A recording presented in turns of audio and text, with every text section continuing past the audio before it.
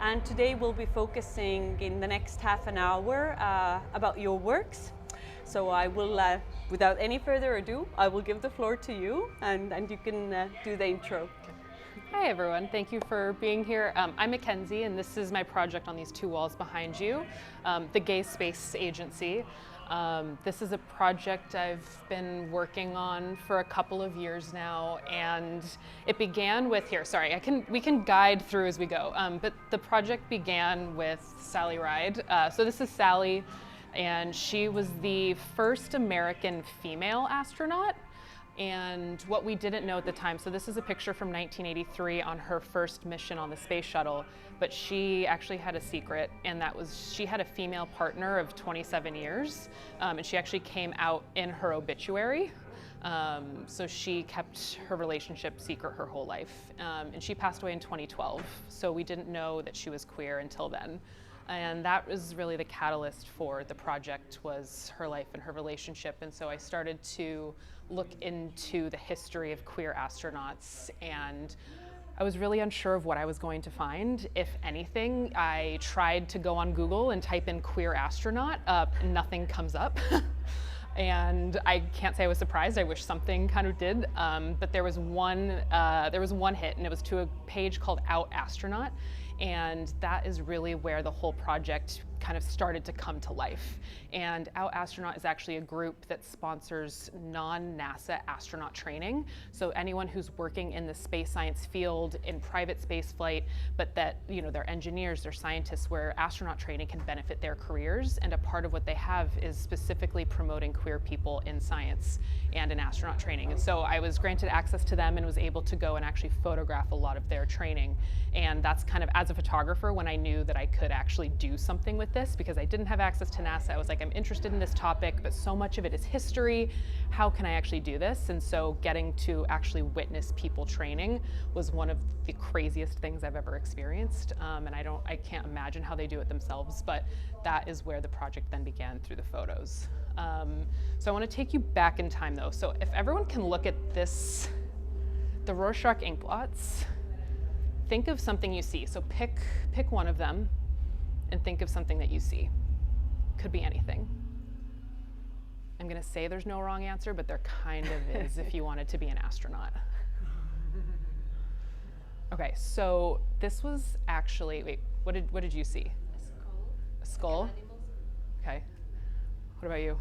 A soul. Okay. A mask that Bjork would wear, to be honest. Ooh. Very that creative. might be one of the best answers I've heard. So you would be able to become an astronaut. So NASA actually required their Mercury, Gemini, and Apollo astronauts to see feminine anatomy in these images to prove their heterosexuality. Oh, wow.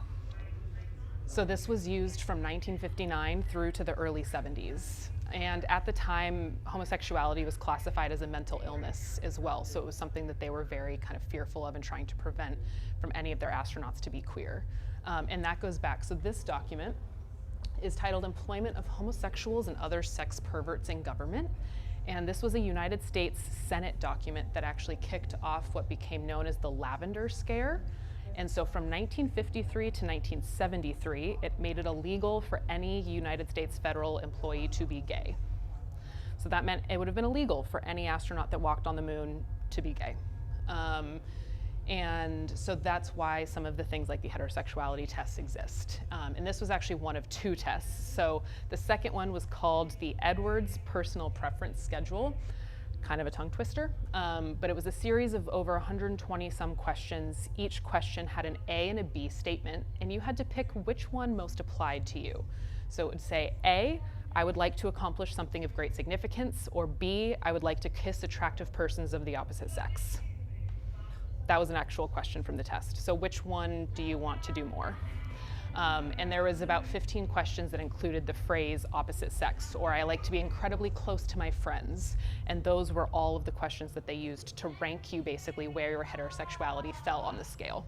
And just, Mackenzie, just to double check, so yeah. People quite knew about, like the people who went through those tests, they knew what was the purpose. So basically you could, in a good way, cheat, or at least, you know, Yep. make your way around it. That's a good point. So it was very much an open secret, especially with the Rorschach ink blots. There's actually a video of Jim Lovell, who's one of the astronauts, kind of joking and saying, you know, haha, we all knew that when we went in, we had to see feminine anatomy and didn't take it too seriously. But at the same time, we knew that this was an answer we had to give in order to prove it to NASA. It was a way of them almost covering for themselves. Yeah. And so these are actually the first, these are the Mercury 7 astronauts, and then this was the cover that was published a week later with their wives. So this kind of gives you an idea. Have you guys heard of the right stuff? I think it's good if you can Should I maybe a little bit elaborate on it. So it was a book by the author Tom Wolfe, but it was a phrase that came to represent these men and all of the NASA astronauts of having, it was literally the right stuff. It was like exactly what was required and what NASA saw as the perfect astronaut.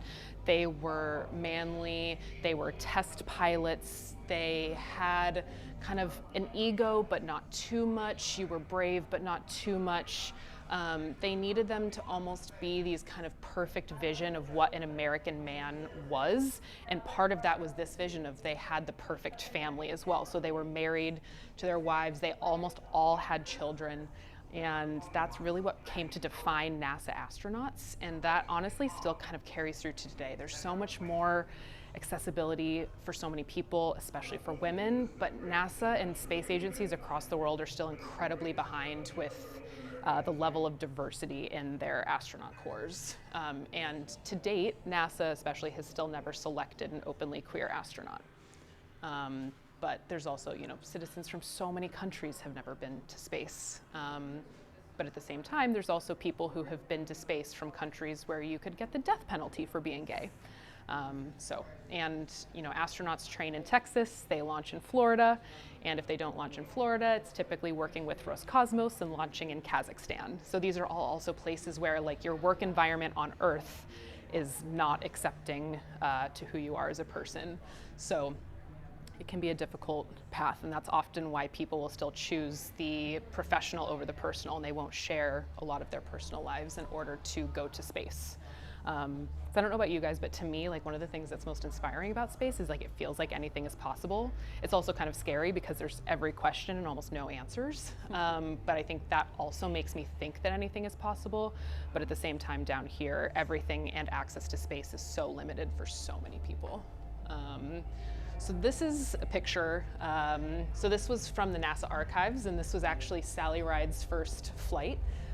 So this is the launching, and then she is now on this tiny little black dot as it reached space. But this almost encapsulates the whole project. So in the whole world, there's been over 600 trained astronauts, and statistically about 7% of the population identifies as part of the queer community. So I made a now invisible grid of over 600 squares and then inverted 43 of them to represent the 7% that should identify as part of the queer community. But with that being said, only 3 have ever come out. And so this is the 3. It's a little small and you guys can get closer or look after too. But so Sally Ride was the first, Wendy Lawrence was the second, and Anne McLean was the third. And Wendy Lawrence and Anne McLean both came out in 2019, so fairly recently. And then I think from that, so this wall, you know, speaks a lot to the history, but then this wall starts to speak more to kind of an imagined space agency. So I was really inspired by a quote of Sally's that was, "You can't be what you can't see." And actually wanting to see queer people in space. Like, I have loved space since I was a kid. I don't think I ever thought I was gonna work in it professionally in any capacity. But even then it was just, Sally was someone I had always looked up to. And I really wanted to see kind of queer people in space. And so I started to stage a lot of images almost to kind of fill in the gaps in the NASA archive. Like I would like to be able to Google or search in the NASA archives and see images of queer people, even just who work at NASA, not just astronauts. So this is a small portion of kind of what this has kind of been fleshed out to be, but a good representation of, you know, something I would like to maybe see more of in the future, and not just for queer people. I think for so many who don't have access and who aren't even given a chance. Yeah, sorry, that was a long... No, not at all. That's really good. So I think for the audience, it's good to understand that your project is consists of the two parts. One of them being the historical part, like you said, and then something that you imagined. And this is often how you work. I mean, you combine the documentary materials that you get with this kind of storytelling part, as maybe could be said.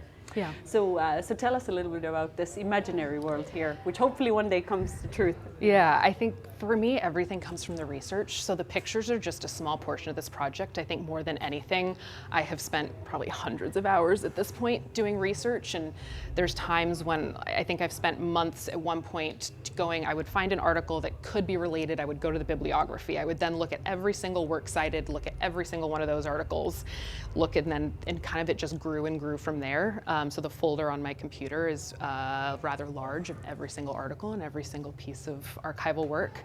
But it was basically having to search around the point. It was because I could not just search for queer, and so it was looking at astronaut selection and what were the criteria. It was doing research in psychology, and so all of that kind of research, since it was such a base for the project, then served as a lot of my inspiration for the fictional world. And so in taking some of the pieces from NASA as well. So most of these are my photos, but it is a little bit of mix. So like these are also the Mercury 7, and then this is kind of my reimagined version, but with 7 queer people in their place. This is actually Sally's flight as well, and I really love the NASA press pamphlets from the 70s and 80s, so I used it and then replaced the text on the top with the Gay Space Agency. And then I actually renamed, instead of Johnson Space Center in Texas, where astronauts trained, I named it the Franklin Cammony Space Center. And he was actually, this is his gravesite, actually. And so it says "gay is good" on it. And he was an aspiring astronaut who was in the military, and actually during the Lavender Scare, he was forced to sign a confession that he was gay, and so it made it illegal, and that ruined any chance of him ever going to space. So a lot of this is kind of pieces of the history, almost reincorporated as the fictional world, but then images like this and the big astronaut are fully kind of staged as if they're on other planets. And then the flag on the far right is actually a bit interesting, and so it's small, but in actuality it's about that size, and that was actually the flag that Buzz Aldrin took to the moon. So I got to photograph it when it went to auction at Sotheby's a couple of years ago, and it sold, I think, for over $200,000, $250,000, and on it, it said, flown to the moon on Apollo 11, signed Buzz Aldrin. And so I replaced the text on that to say flown to the moon with the Gay Space Agency. So I like it to have, a little bit of the tongue in cheek. I think space is a little campy. So kind of keeping some of the fun of space. It's obviously a serious topic. There is such an issue with diversity in space for basically anyone who's not a white man still. But I also want it to feel a bit hopeful. And kind of a look to the future of what it could be for everyone, and have fun. Yeah. Just a few questions on your research, because I know that a huge amount of research went into this project. But one thing that I found intriguing is that it's all there. It's, I mean, NASA is not really being public about it, obviously. But all of these things, you found a lot of them in NASA's archives, right? Yeah. And these are public accessible archives. Yeah, everything is public. It's just been a matter of finding each one of those pieces and kind of delving into it. So it was looking at the Navy's medical journal, the Air Force medical journal, and they are the ones who then ended up doing the psychological testing for the astronauts. So it was looking at their previous work and then reaching out to their families and seeing if they even had any of the original documentation. It was, again, my point about looking at all the articles, it led me to a single book that was written by one of the psychiatrists in the 80s. It was published in 1994. I read an almost 200-page book to find a single line that said, NASA, we did not think that homosexuality should be a disqualifying condition for astronauts. As the entire medical team thought that, but NASA insisted that that standard remain. And so that was in the early 90s. And so it's all publicly accessible information. I'm not getting anything that hasn't been. It's just truly finding the needles in the haystack. And putting the little start pieces to put together. all the pieces together. Have you ever directly contacted NASA and I don't know, confronted them about this or asked if they would be able to, I don't know, if they would be willing to get into a discussion with you? Or I would like something like that, Yeah. more than there has been. And I've spoken a little bit to the NASA History Office, and I've also been able to, through the Freedom of Information Act, request other documents. Most of them have still been publicly accessible. I've also spoken to a lot of people who work at NASA, and it's almost like a solemn nod. So when we talk about this, everyone's just kind of like, yeah, that's kind of just how it is. And there's not really, there's not a motivation to change. And I think especially right now in the current administration, there's even less motivation to change. And when you have something like the Artemis program with such a chance to go to the moon, I think that astronauts are also going even more careful about what they're sharing publicly and who they are, because anything could harm that chance. And that's just so harsh. Yeah. Because I think there's another project which is just next to us. And so that's Rhiannon's. Which is Rhiannon's project. And do you want to just share a bit of light Yeah. on that? Because I think it just goes together with your project so beautifully. Yeah, absolutely. In a sad way as well, a little bit. Yeah. Definitely in a sad way, because I think one of, so directly next door is Rhiannon Adams' project, and I highly recommend everyone go spend so much time with it. It's one of my favorite bodies of work. Rhiannon is one of my favorite people. She's also here at the moment. She's also I here think at she the was moment, just running literally around here, taking but, yeah. pictures. She's in a space like jacket. It has the moon on it, so if you see it, that's You'll who that recognize is. her. And she was selected for what was called the Dear Moon Project. And so there was a Japanese billionaire, and he put out an open application for artists. It was almost the ultimate artist residency. And over 1 million people applied, and 8 were selected. And she was one of them, and she was the only woman.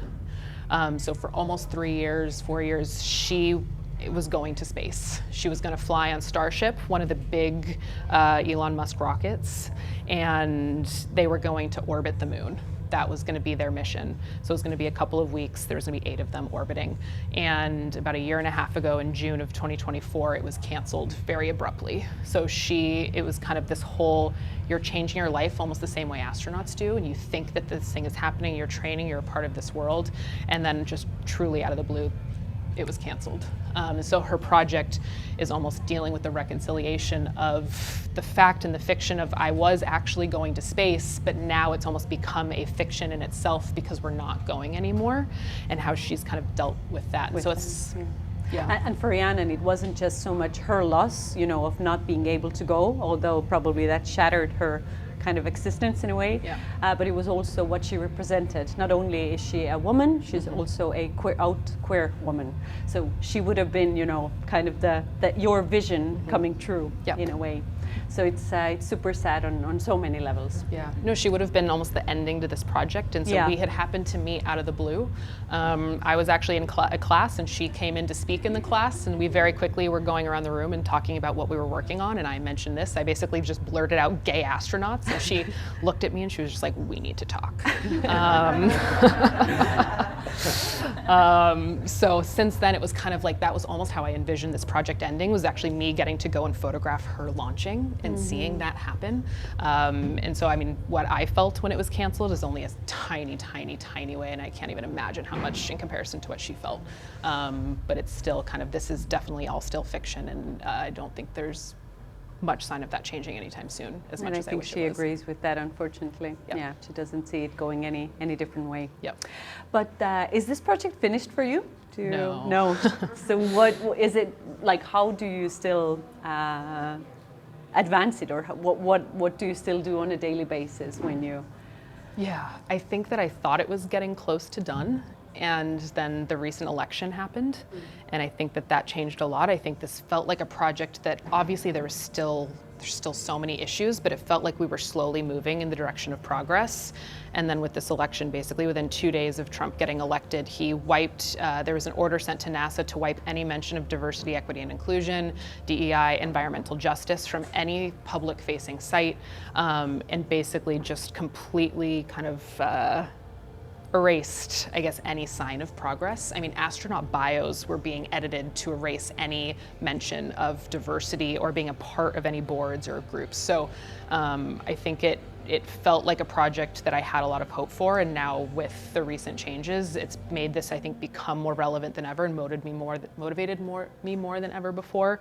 But it's also now we're living through the history, whereas before I felt like I was looking back at the past and hoping for a better future. Now it feels like every single day is living through the next thing, and I almost don't know how to respond to it. And so it's kind of like I'm making more work for this, but then it's changing 2 weeks later when something else changes, or when a new, I don't know, law has been enacted, or some new policy has changed at NASA. And so it feels kind of like an ever evolving situation. And that I becoming don't more see and more relevant. more and more relevant, and I don't see that still changing. So it's something I will likely work on for many more years to come. Yeah. Which on one hand is great, on the other hand is terrible. Yep. But oh well. I wish I did not have to work on it. Exactly. Let's say that. Yeah. But before I'm trying to hold back my questions because we're going to continue in a live podcast recording downstairs in a few minutes. But and you can of course keep your questions for that as well. But maybe before we leave this beautiful space here with your works, does anyone have maybe something you want to directly ask Mackenzie so that you can use this beautiful opportunity? Then please go ahead. I think she's more than happy to. Is this part of your university, like some studies project, or is it like a real job for you? Is it a hobby? Yeah, it started actually that way. So I had a full-time job working in photography, but I wasn't a photographer. And when I quit that job, this was basically the first body of work that I started. And so it almost felt like this was the project where I was discovering the way that I wanted to work. And I am a full-time freelance photographer, and have been now for many, many years. But this is kind of where it began. Was it part of ICP's project, so International Center of Photography? So I was at the International Center of Photography in New York, doing their documentary program, and that's where it began. Yeah. Anyone else? Anything more before we head down? Don't worry. Thank you can, all. Keep the questions for when we go downstairs. Then we'll go more into your works and your background a bit and all of that. Sounds okay. good. So Thank you. Meet you all downstairs in a minute or two. Yeah.